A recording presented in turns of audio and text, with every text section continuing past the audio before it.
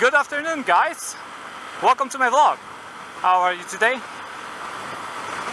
As you probably noticed, the video is called, or will be called, because I didn't call it yet. I'm still vlogging, you know. But it will be called something like bad and good points of owning 125. And because I am a long-term owner of 125s, I have a thing or two I can say about that. And therefore, I have a couple of things you may be interested in to hear. Now, I found three major, or at least, common bad points of owning one, and there's a couple of good points. So let me go with bad points first. One bad point, and probably everyone knows that, is power. 125s are very underpowered, and therefore very hard to ride on roads as these. It's very dangerous. It could be dangerous potentially. This one is A406 and it has 50 miles an hour speed limit, but there are A roads that have 70 miles an hour speed limits, and these bikes do 70 miles an hour pretty much, and that's it sometimes. For example, mine won't even, probably will do, but it will, it will be at the red limit already, so it will be over 9,000 revs. And if I go any higher, the engine may blow up. So, actually, for example, if you have a license like me, or A2 license, and you can go on motorways, having N125 is also very bad for journeys on motorways. So if you do, for example, work somewhere in the city but live outside, and you have to use you have to use the motorway, then yep, it's not a good idea to own 125 while you have A or A2 license. Another bad point, besides the power, is the traveling. So if you, for example, do long distance travel, let's say I did actually on this, and I can say it is possible, but it is annoying, it's uncomfortable, and everything passes you. So yes, technically you can do long distance trips. I did one that is 150 miles one way, so 300 miles both ways. And I did it, but it wasn't comfortable. I had to ride 4 hours on my bike, whereas on different bike I would do it probably in 3 or something, and maybe less. Probably in 3 with the stops I did, because I did regular stops. About each hour I did a stop for a cigarette, to drink something and stuff like this, to keep myself fresh.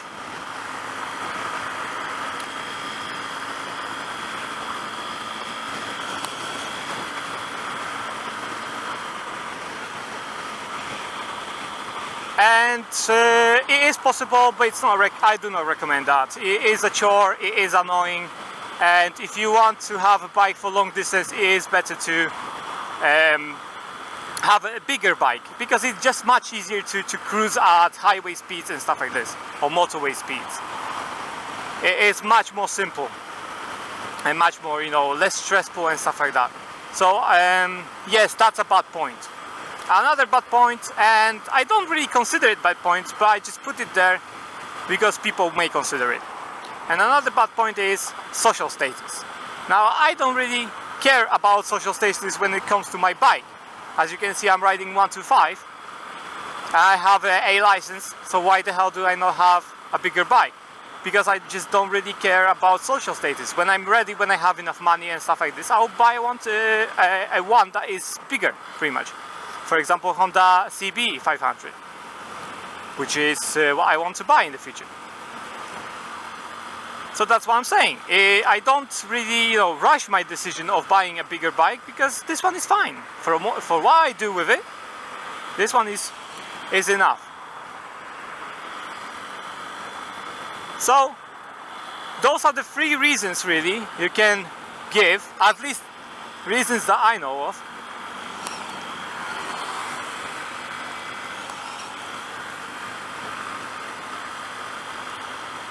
that are bad points of possessing one or buying a 125 while you're having a license, a full license, or you're getting a full license. Okay, so let's go to good reasons. What are the good points of owning a 125 or buying 125, even if you have unrestricted or restricted license which allows you to ride bigger bikes? First good point, fuel efficiency. Now I know that bikes in overall are pretty much fuel efficient. For example, Honda CB will do about 70, 60 something miles a gallon, but this one will do over 100 miles per gallon. So you can see the difference of at least 30 miles a gallon. And a gallon is 4 liters. 4 point something. Not sure really how much, but 4 liters something. So as you can see, it is very fuel economical. I tank this bike for £5 every week, and I do about, I don't know, 100 something miles every week. About 120. And I never run out of fuel.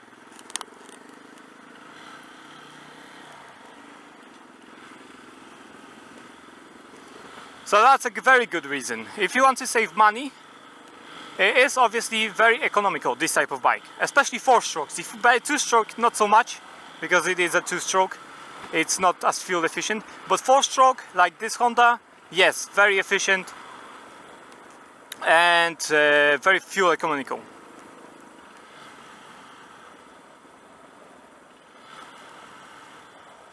Next point, another reason to have 125 while still having a license, or thinking of having a license and staying with 125, is insurance cost. Your insurance cost will be just pennies pretty much. If you have, for example, if you have some no claims discount, couple of years, maybe 1 or 2 years or something like that, and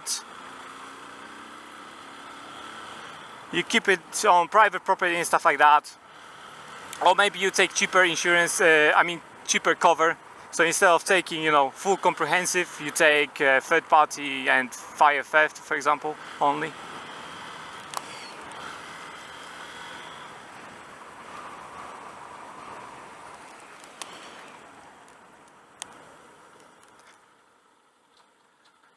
Or just third party only.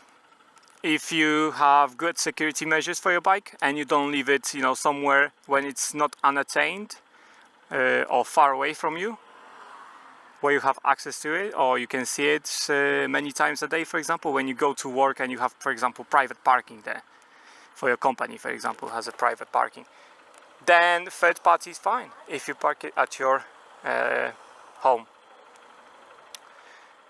So that's another reason, insurance is much cheaper. And also, it is much less likely to be stolen. 125, even a new one, costs like this one, for example. This one costs £2,500 or £2,600, something like that, in this vicinity.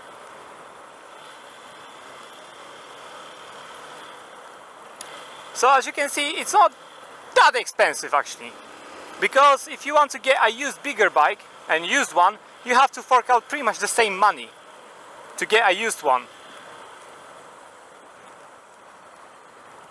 So what I'm saying is, you can actually buy a 125 which is brand new, not some Chinese one if you don't want Chinese ones, although I heard Chinese ones, depending on the company though, are pretty much well built. People don't really have any problems with them. And Chinese ones are even cheaper. So if you, for example, want to buy like this one, Japanese Honda or Yamaha or something like that, about 3,000, in the vicinity of £3,000, you get a new one straight from the dealership. Whereas £3,000 for a bigger bike gives you a used one. You will never buy a bigger one, for example 500cc and higher. You will never buy a bike that is new for £3,000. It's gonna be used all the time, always. And With the new brand new bike 125, you get guarantee, obviously, for 3 years, I believe, or something like that, and so on. So that's what I'm saying. You know, sometimes it's better. It depends on your circumstances. This is a BMW i8. You got it.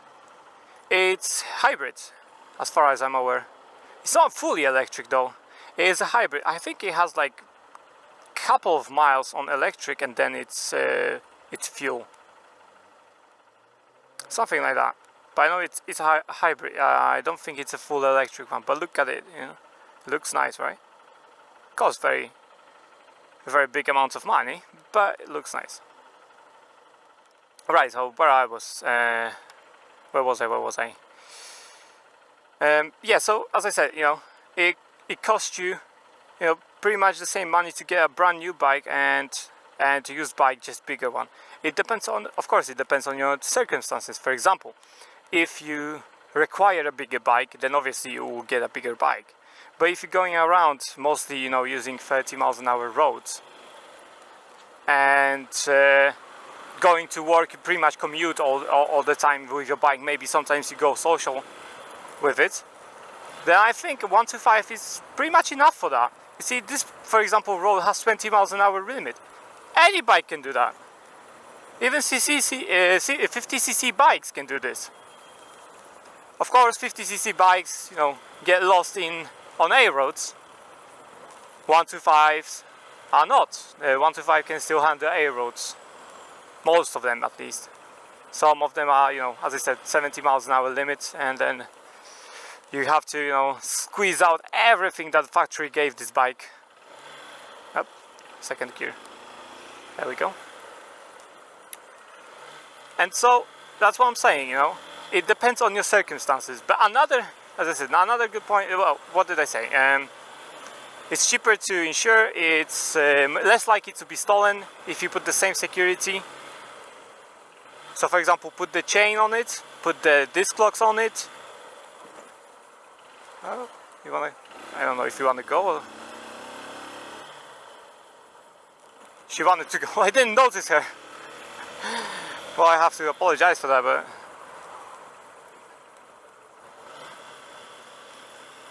didn't notice her. I mean, I did notice her. I just kind of looked at the other side, and then when I noticed her, I'm not gonna brake too heavily. But yes, those are the good and bad points. If I forgot something, link me in the comments. If you think there are other points I didn't mention, do link me in the comments.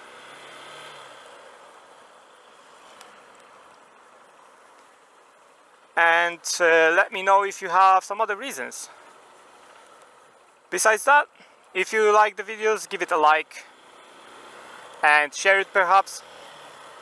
Also, if you want to subscribe to my channel, it is a new content from now on, so it would be appreciated if you subscribe. And that's pretty much it. So thanks guys for watching. See you next time, and blast out.